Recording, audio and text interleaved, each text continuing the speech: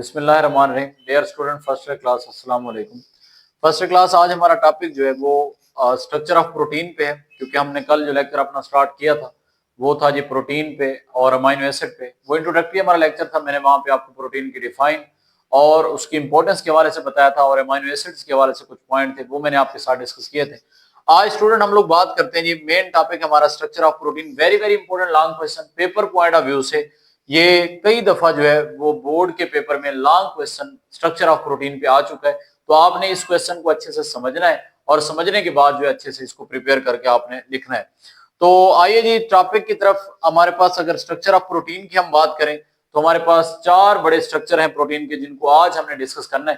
पहला हमारे पास है जी प्राइमरी स्ट्रक्चर ऑफ प्रोटीन, उसके बाद हम डिस्कस करेंगे सेकेंडरी स्ट्रक्चर ऑफ प्रोटीन, उसके बाद हम डिस्कस करेंगे टर्शियरी स्ट्रक्चर ऑफ प्रोटीन और उसके बाद हम देखेंगे क्वाटरनरी स्ट्रक्चर ऑफ प्रोटीन को।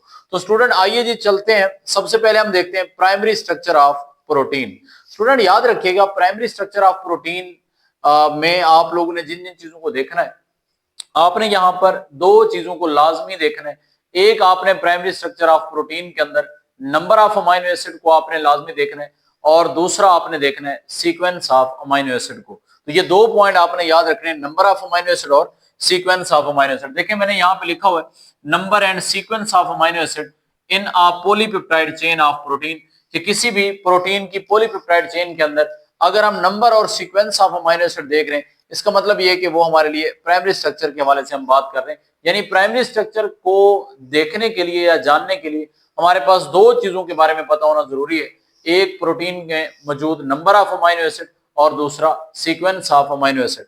स्टूडेंट एक पॉइंट यहाँ पे आपको बताता चलो, हमारी जितनी भी प्रोटीन बनती है राइबोसोम से न्यूक्लियस के अंदर या साइटोप्लाज्म के अंदर जितनी भी आपकी प्रोटीन बनती है, याद रखिएगा उन सब का स्ट्रक्चर जब वो बनती हैं, जब वो नॉन फंक्शनल फॉर्म में होती है, तब उनका जो स्ट्रक्चर है वो हमेशा प्राइमरी होता है। लेकिन बाद में बनने वाली हर प्रोटीन जो है जो कि प्राइमरी स्ट्रक्चर रखती है, वो या तो सेकेंडरी स्ट्रक्चर में कन्वर्ट हो जाती है, या फिर वो टर्शियरी स्ट्रक्चर में चेंज हो जाती है, या फिर वो क्वाटरनरी स्ट्रक्चर में चेंज हो जाती है। मतलब ये कि जब भी कोई न्यूली फॉर्म प्रोटीन या न्यूली फॉर्म हमारे पास पॉलीपेप्टाइड चेन बनेगी या प्रोटीन बनेगी, तो स्टूडेंट हमेशा उसका स्ट्रक्चर प्राइमरी होगा। लेकिन that depend on the function, जब वो फंक्शन परफॉर्म कर रही होगी, इसका मतलब ये है कि वो या तो सेकेंडरी स्ट्रक्चर में चेंज हो जाएगा उसका स्ट्रक्चर, या फिर वो टर्शियरी में चेंज हो जाएगा, या फिर क्वाटरनरी में चेंज हो जाएगा। तो ये आपने पॉइंट माइंड में रखना है कि बनती हर प्रोटीन प्राइमरी स्ट्रक्चर की फॉर्म में है, लेकिन उनके स्ट्रक्चर बाद में डिपेंड करता है कि फंक्शन के हिसाब से वो क्या हो जाते हैं, तब्दील हो जाते हैं। तो सबसे पहले प्राइमरी स्ट्रक्चर पे जिस साइंटिस्ट ने वर्क किया, स्टूडेंट याद रखिएगा, उसका नाम था फ्रेडरिक सेंगर। और इस बंदे ने तकरीबन 10 साल अपनी हार्ड वर्क, दिन रात मेहनत जो है वो की, और 10 साल के बाद वो इस नतीजे पे पहुंचा कि किसी भी प्राइमरी स्ट्रक्चर ऑफ प्रोटीन में उसने दो चीजों के बारे में हमें बताया। एक जी नंबर और दूसरा सीक्वेंस ऑफ अमाइनो एसिड। ये दो पॉइंट उसने बताए। स्टूडेंट फ्रेडरिक सेंगर ने सबसे पहले किस प्रोटीन को स्टडी किया? इसने जिस प्रोटीन को स्टडी किया उसका नाम है जी इंसुलिन। और इसने वहां पे दो चीजें देखी। पहली चीज क्या देखी कि इंसुलिन प्रोटीन के अंदर total number of amino acid कितने हैं और फिर वो किस सीक्वेंस से जो है मौजूद है। तो इसमें इसने क्या बताया कि एक प्रोटीन जो है जिसका नाम इंसुलिन इसने रखा, और इसमें इसने बताया कि इंसुलिन में टोटल जो नंबर ऑफ अमाइनो एसिड है, स्टूडेंट याद रखिएगा, वो 51 होते हैं। यानी इसने बताया 51 हमारे पास total number of amino acid है। और इसने ये बताया कि प्रोटीन इंसुलिन जो है that consist on the two polypeptide chain. इसमें आपको दो पॉलीपेप्टाइड चेन नजर आ रही हैं। एक पॉलीपेप्टाइड चेन में स्टूडेंट यहाँ पे मैंने बताया हुआ है वो मुश्तमिल है जी 21 अमाइनो एसिड पर, और दूसरी जो पॉलीपेप्टाइड चेन है वो मुश्तमिल है जी 30 अमाइनो एसिड पर। यानी टोटल हमारे पास कितने इंसुलिन में अमाइनो एसिड है? वो है जी 51। और इसकी दो पॉलीपेप्टाइड चेन है, एक में 21 अमाइनो एसिड है, दूसरे के अंदर 30 अमाइनो एसिड है। अब ये जो आपके पास 21 और 30 अमाइनो एसिड की दो चेन्स हैं, ये दोनों चेन आपस में जिस बॉन्ड के जरिए अटैच होती है, that is known as the disulphide bridge. यहाँ पे मैंने दो सल्फर बॉन्ड जो है या डाइसल्फाइड ब्रिज जो है यहाँ पे शो किया, जो कि दो चेन्स को आपस में क्या कर रहे हैं, यहाँ पे मिला रहे हैं। तो ये आपने पॉइंट माइंड में रखना है कि इंसुलिन प्रोटीन की जो दो पॉलीपेप्टाइड चेन है वो आपस में किस तरह से अटैच है। देखें, एक पॉलीपेप्टाइड चेन के अंदर जो amino acid two amino acid bond है, पेप्टाइड बॉन्ड, वो तो है ही है, लेकिन ये जो एक पॉलीपेप्टाइड चेन जा रही है, दूसरी जा रही है, एक में 21 अमाइनो एसिड है, दूसरी में 30 है।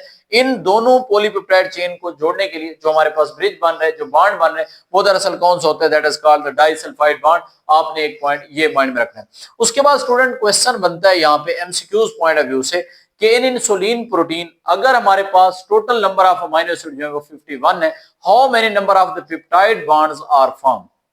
ये एमसीक्यूज आपका बनेगा कि अगर हमारे पास 51 अमीनो एसिड हो आपकी इंसुलिन प्रोटीन के अंदर, तो पेप्टाइड बॉन्ड की तादाद जो है वो कितनी होगी। तो स्टूडेंट याद रखना है आपने कि जितने नंबर ऑफ अमीनो एसिड आपको दिए जाएं, आपने उनमें से -1 करके पेप्टाइड बॉन्ड की तादाद बताना होती है। लेकिन जिस बात का आपने यहाँ पे ख्याल रखना है वो ये रखना है, फॉर एग्जांपल मैं आपको कहता हूं कि हमारे पास 51 अमीनो एसिड है, तो मैं 4 ऑप्शन में आपको ये बताता हूं कि how many number of the peptide bond.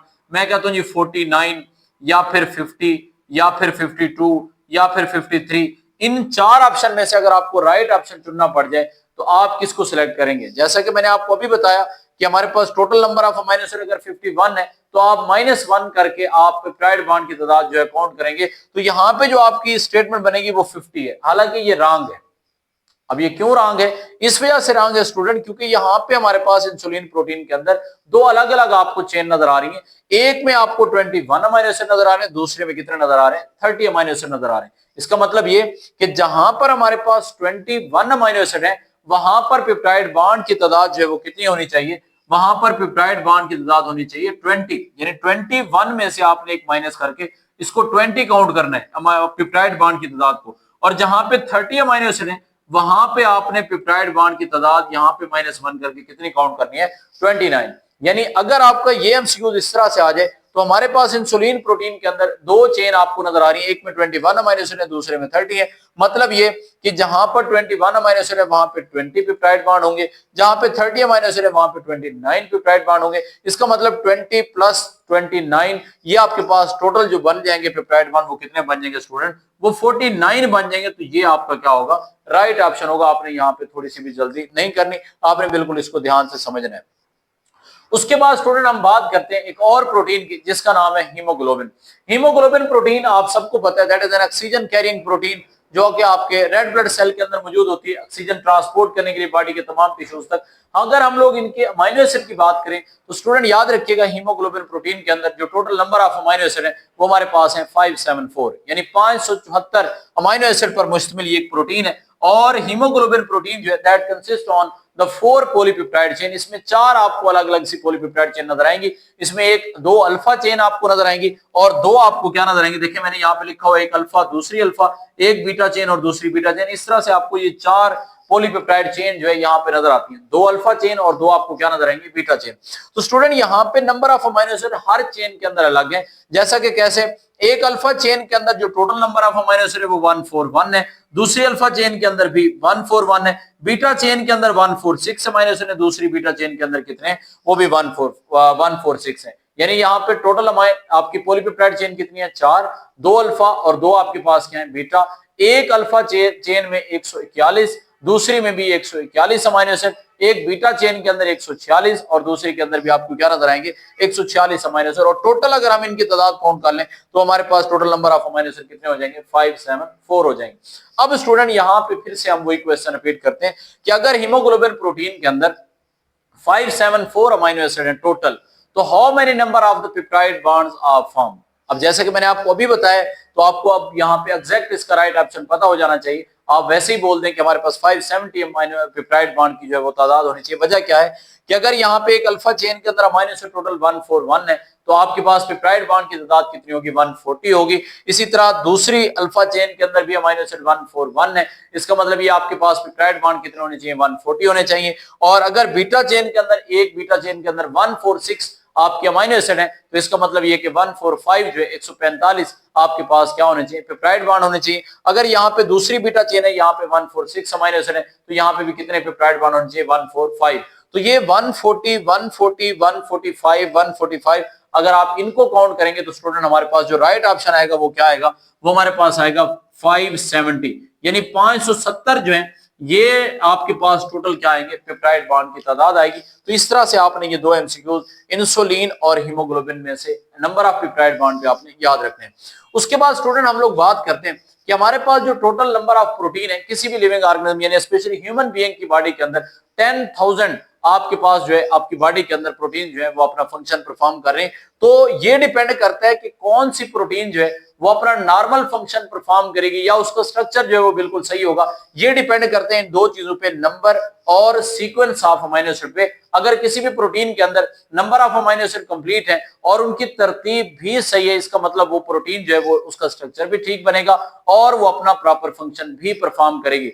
जैसा कि मैं यहाँ पे आपको बता रहा हूं कि हीमोग्लोबिन प्रोटीन है, अगर इसमें सारे के सारे अमीनो एसिड बिल्कुल ठीक हो, इनमें कोई चेंज ना हो, कोई म्यूटेशन ना हो, कोई वेरिएशन ना हो, तो इसका मतलब यह है कि आपकी हीमोग्लोबिन प्रोटीन जो है वो नॉर्मल फॉर्म में क्या करेगी, ऑक्सीजन को कैरी करेगी, ट्रांसपोर्ट करेगी, अपना फंक्शन नॉर्मल परफॉर्म करेगी।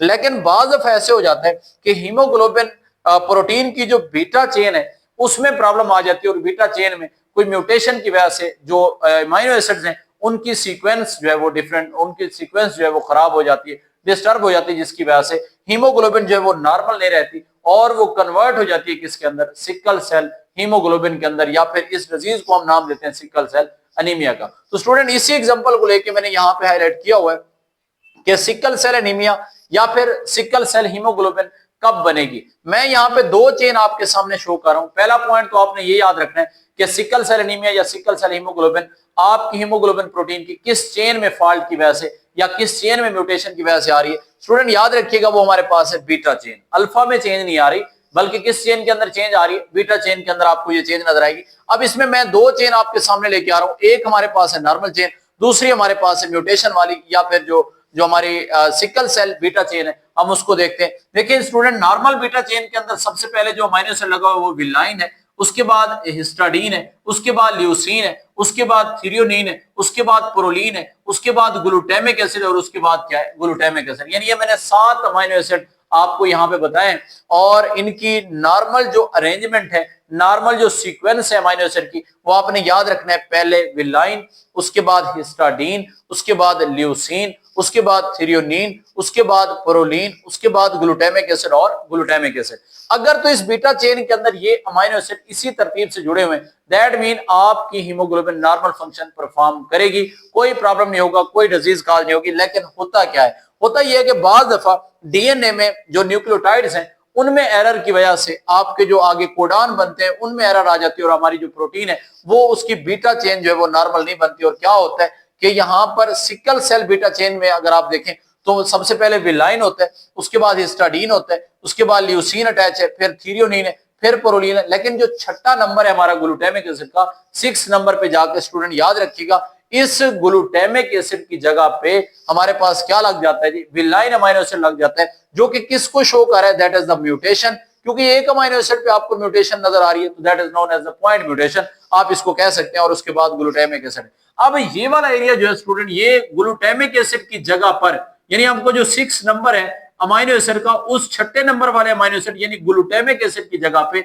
अगर मिस्टेकनली या म्यूटेशन की वजह से या डीएनए में एरर की वजह से या न्यूक्लियोटाइड में एरर की वजह से गलती से ये सीक्वेंस चेंज हो जाए, यहाँ पे विलाइन लग जाए ग्लूटामिक एसिड की जगह पे, तो हमारी हीमोग्लोबिन की जो फंक्शन है वो नॉर्मल नहीं रहता और हमारी हीमोग्लोबिन जो किस में चेंज होती है, सिकल सेल हीमोग्लोबिन में। और जब सिकल सेल हीमोग्लोबिन में ये कन्वर्ट होगी तो हमारे जो रेड ब्लड सेल है उनका स्ट्रक्चर बिल्कुल आपको चेंज नजर आएगा। मतलब कैसे, नॉर्मल फॉर्म में हमारे पास रेड ब्लड सेल बिल्कुल आपको इस फॉर्म में नजर आएंगे, लेकिन जैसे ही सिकल सेल का ये शिकार होते हैं तो हमारे हीमोग्लोबिन की जो आपके पास बीटा चेन है उसमें जब चेंज आएगी तो इसका शेप बिल्कुल रेड ब्लड सेल का आपको इस तरह नजर आएगा। और जब इनकी शेप आपको इस तरह नजर आती है, इसका मतलब ये कि अब ये रेड ब्लड सेल जो है प्रॉपर ऑक्सीजन को कैरी नहीं कर सकते। जब ये प्रॉपर ऑक्सीजन को कैरी नहीं करेंगे, इसका मतलब ये है कि हमारी बॉडी के अंदर जो हीमोग्लोबिन जो ऑक्सीजन को ट्रांसपोर्ट कर रही थी पहले, अब वो नहीं कर पाएगी, तो हम लोग जिस डिजीज का शिकार हो जाएंगे हम उसको सिकल सेल एनीमिया का जो है वो नाम देंगे। तो स्टूडेंट, ये एग्जांपल देने और बताने का मतलब यहाँ पे क्या है,